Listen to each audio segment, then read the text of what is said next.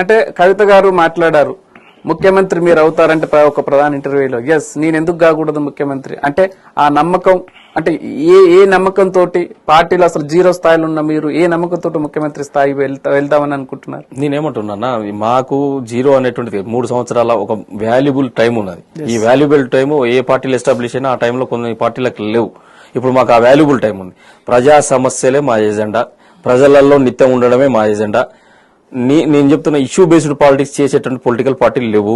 Issue based politics చేసేటువంటి ఏకైక party రేపు తెలంగాణ జాగృతి కాబోతోంది. ఇష్యూ బేస్డ్ పాలిటిక్స్ చేస్తే ప్రజలకు న్యాయం జరుగుతుంది.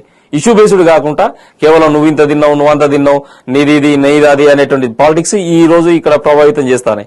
కాబట్టి అట్లా కాదు, ప్రజలకు న్యాయం చేయాలంటే ఈ పాలిటిక్స్ చేయాలి, ఇష్యూ బేస్డ్ పాలిటిక్స్ చేయాలి, ఒక సమతుల్యతతో కూడుకున్నటువంటి రాజకీయాలు చేయాలి. ఇట్లాంటి రాజకీయాలు ఆరోగ్యకరమైనటువంటి రాజకీయాలు చేస్తే అవినీతి రహిత సమాజం ఏర్పడుతుంది, అవినీతి రహితమైనటువంటి రాజకీయాలు వస్తాయి.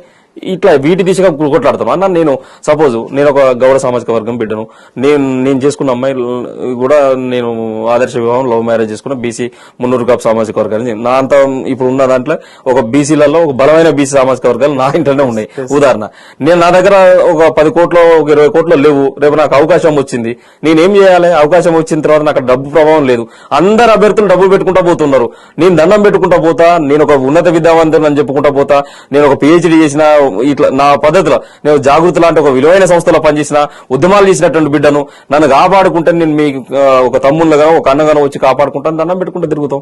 అయ్యేదేముంటదన్న అంటే నేనేమంటున్నా 100% క్లీన్ పాలిటిక్స్ కావాలని అక్క కోరుకుంటుంది. ఆ క్లీన్ పాలిటిక్స్ దృష్ట్యా తెలంగాణ జాగృతి రేపు అధికారంలోకి వస్తామని కోరుకుంటున్నాం.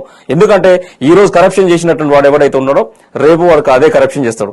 రేపు నీకు దర్వాజా దగ్గరకు వచ్చి వాడు వీధి దీపాలు పెట్టిస్తానుకో, లేకపోతే నీ ఇంట్లో ఉన్నటువంటి ఆర్జినెన్స్ తీసుకొని పోయి వాడు నీకు లేఅవుట్ లో పర్మిషన్ ఇప్పిస్తానుకో, మున్సిపాలిటీలో ఏమైనా పని ఉంటే చేస్తానుకో రాడు. వాడు ఏ పని కావాలన్నా మనకి 4 పైసలు ఇస్తే 4 పైరోల కోసం మనకి పైసలు ఇస్తే పని చేస్తాడు. ఎందుకంటే మీరు ఆ డబ్బుకు ఆశపడతాయి. అదే నిస్వార్థంగా క్లీన్ పాలిటిక్స్ చేసి మీరు ఎవరికాడ ఏం రూపాయి తిన్నా కానీ ఎవరైతే పని చేయగలుగుతాడో అట్లాంటి బిడ్డను సెలెక్ట్ చేసుకుని స్మార్ట్ గా ప్రజలు కూడా మారాల్సినటువంటి అవసరం ఉంది.